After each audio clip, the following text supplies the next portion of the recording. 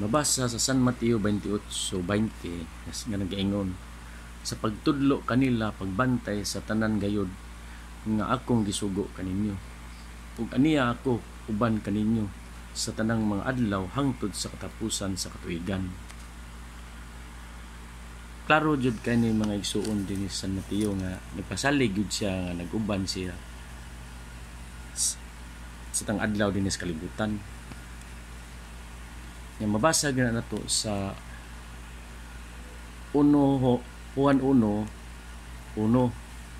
nga ningon gid siya nga ug Dios man ang pulong. Ug sa Juan 17:17 akong pulong kamatuoran.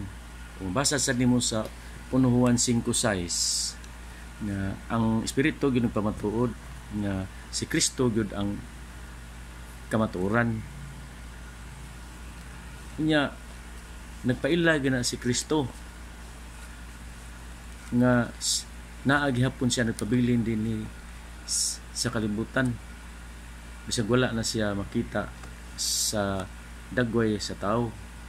Mabasa na nato sa Lucas 24 ang katong naglakaw nga duha ka tinun-an nga iyang gikuyugan nga nagtakuban siya wa siya magpaila nga pagpaingon sa Emmaus, yan abtan sila sa kahaponon mo to kita sila balay isaka sila kay manihapon og nikuha si Kristo og pa nagpispikas nya bigla siyang kalit siyang nawala mo to ilang nakita ug nailan si Kristo nga diha sa dagway sa pan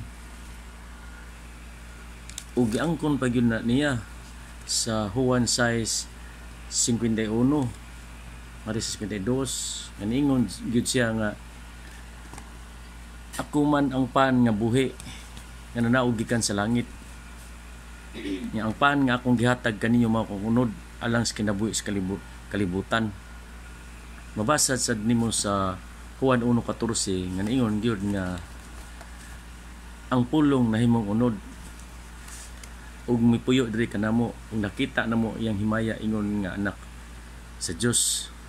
Klaro kay maigsuon nga naguban gid siya kanunay sa dinhi sa kalibutan diha sa panahon sa pagsimba sa matuod nga pagsimba nga kanang pare nga nagatubang sa tabernakulo nga inig konsagrar nila sa pan ug bino na mahimo ng tibuok nga lawas ni Kristo nga buhi.